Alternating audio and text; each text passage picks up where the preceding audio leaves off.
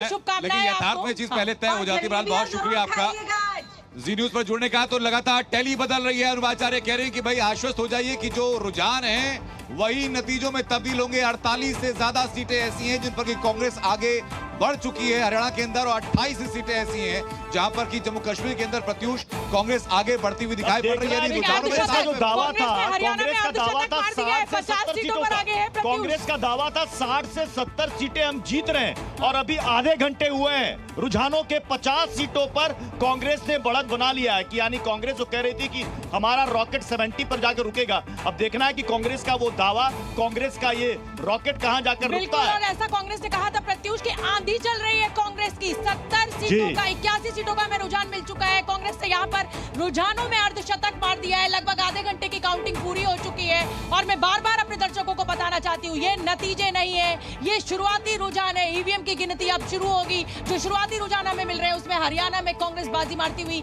दिखाई दे रही है। जम्मू कश्मीर में 57 सीटों का रुझान मिल चुका है। यहाँ पर कांटे की टक्कर बीजेपी और कांग्रेस गठबंधन की दिख रही है। सज्जाद गनी लोन आगे दिखाई पड़ रहे हैं। उसके अलावा कुपवाड़ा से इस वक्त चुनाव लड़ रहे हैं जेकेपीसी से, और श्रुति चौधरी तोशाम हरियाणा से आगे दिखाई पड़ रही हैं। ये एक एक करके एक एक आप देखिए जी न्यूज पर कितनी डिटेलिंग के साथ हम बता रहे हैं आपको न सिर्फ ये बता रहे हैं कि रुझानों में कौन सी आगे चल रही है, कौन पार्टी आगे चल रही है, बल्कि एक एक सीट का रुझान भी आपके सामने कि एक एक सीट पर जो उम्मीदवार हैं वो आगे बेहतर कर रहे हैं कि पीछे आ रहे हो। जैसे जैसे आगे जा रहे हैं हमारा मीटर आगे आपको जाता हुआ दिखाई पड़ेगा। बिल्कुल आनंद, लेकिन यहाँ पर हरियाणा के आंकड़े पर आप नजर डालिए। जेजेपी ने अपना खाता भी नहीं खोला है, और ये कहा जा रहा था कि जेजेपी जब बीजेपी के साथ 2019 में चली गई थी उसके बाद किसान वहां का जाट बहुत नाराज था, और मुझे लग रहा है कि नतीजों में फिलहाल जो शुरुआती रुझान है उसमें ऐसा देखने को मिल रहा है। आपको याद होगा शोभना कि दुष्यंत चौटाला के चाचा अभय चौटाला ने कहा था कि वो किंग मेकर नहीं किंग ब्रेकर हैं। दुष्यंत के बारे में कहा था, और उस बार कह रहे थे कि इस बार उनको काफी निराशा हाथ लगेगी। जेजेपी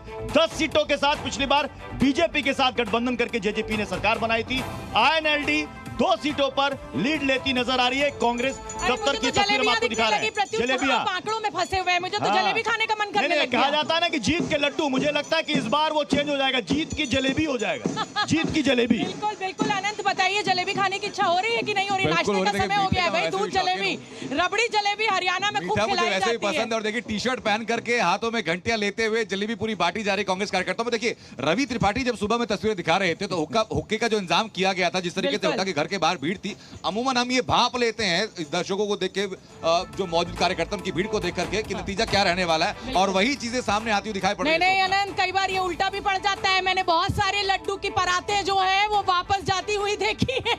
और लड्डू रसगुल्ला सब ऐसे ही रखा रह जाता है, चाशनी भी खराब हो जाती है। बिल्कुल, तो देखिए कैथल सीट से आदित्य चौटाला आगे, आदित्य सुरजेवाला रणदीप सुरजेवाला के पुत्र है, कैथल सीट से आगे चल रहे हैं। यहाँ पर कहा जाए पीछे चल रहे हैं। बड़ी खबर इस समय की, रुझानों में कांग्रेस को बहुमत जरूर मिल रहा है, लेकिन कैथल से आदित्य जो है वो पीछे चल रहे हैं। मैं सही बोल रही हूँ अनंत? आदित्य अभी आगे चल रहे हैं, और उसके अलावा जो चौटाला साहब हैं वो पीछे ट्रेल करते हुए इस वक्त दिखाई पड़ रहे हैं। लेकिन गुलाम अहमद मीर डोरू से कांग्रेस के प्रत्याशी है, आगे चलते हुए दिखाई पड़ रहे हैं। उसके साथ आप जरा देखिए कि ये,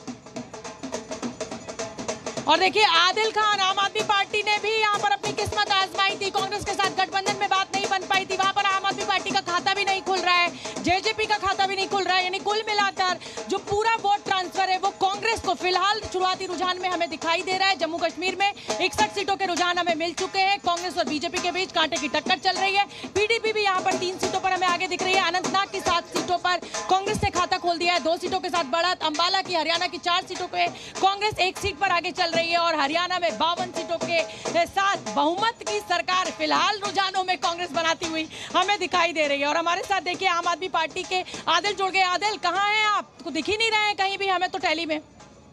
देखिए ये बिल्कुल शुरुआती रुझान है, अभी रिजल्ट आना बाकी है, लेकिन एक बात तो तय है कि भारतीय जनता पार्टी की अहंकारी, तानाशाही, भ्रष्टाचारी, जनता विरोधी सरकार, गरीब विरोधी सरकार जा रही है, ये बिल्कुल तय है। और हम लोग सारे लोग ये चाहते थे कि कुछ भी रिजल्ट हो पर भारतीय जनता पार्टी को जाना चाहिए, क्योंकि जिस तरीके से आप कांग्रेस की जीत पर को अपनी जीत मान रहे हैं। आपका खाता भी नहीं खुला है और आप कांग्रेस को बधाई देकर ही खुश हैं।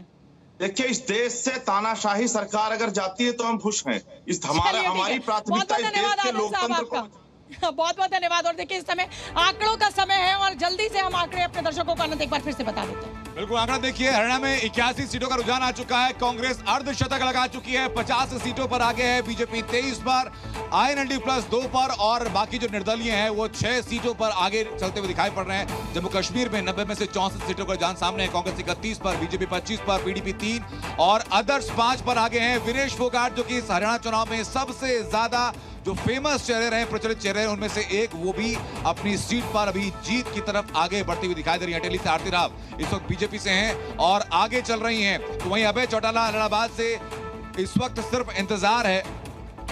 उमर अब्दुल्ला कुछ कह रहे हैं, उनको सुन लेते हैं। पार्लियामेंट में तस्लीम किया।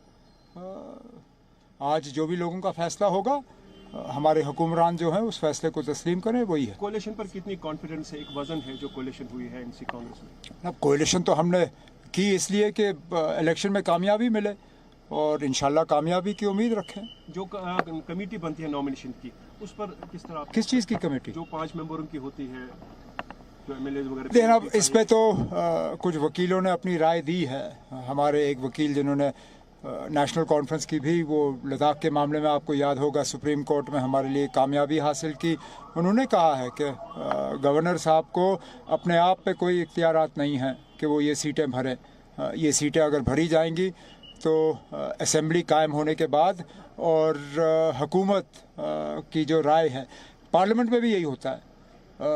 प्रणब मुखर्जी साहब प्रेसिडेंट थे, कांग्रेस के बने हुए प्रेसिडेंट थे, लेकिन जब नॉमिनेशंस किए तो मोदी साहब की हुकूमत के राय के मुताबिक किए, कांग्रेस के उन्होंने मेंबर नहीं चुने। तो इसी तरह बेशक गवर्नर साहब मरकज़ की हुकूमत के यहाँ नुमाइंदे हों, लेकिन उन्हें आइन का ख्याल रखना चाहिए और ये 5 सीटें अगर भरी जाएं तो यहाँ की हुकूमत जो बनती है आज, उसकी राय के मुताबिक। लग रहा है उमर अब्दुल्ला साहब जो है बिल्कुल नियॉन ग्रीन पहनकर जोश और उत्साह के साथ दिखाई दे रहे हैं। लोकसभा चुनावों में हमने उतरी हुई टोपी बदल चुकी है शोभना, जिस टोपी को पहन करके प्रचार कर रहे थे, जो उतार रहे थे, वो टोपी बदल चुकी है बिल्कुल। और गठबंधन की उन्होंने बात की, अगर हम जीतेंगे तो हम क्यों ना गठबंधन करें। और जाहिर सी बात है, इस समय कांटे की टक्कर जम्मू कश्मीर रीजन में दिखाई दे रही है। और मैं बार बार कह रही हूँ, ये शुरुआती रुझान है, ये नतीजे नहीं है, लेकिन जो हमें रुझानों में दिखाई दे रहा है, हरियाणा में कांग्रेस सीधे सीधे बहुमत की ओर आगे बढ़ रही है, लेकिन जम्मू कश्मीर में भी एक दिलचस्प एंगल ये है कि 32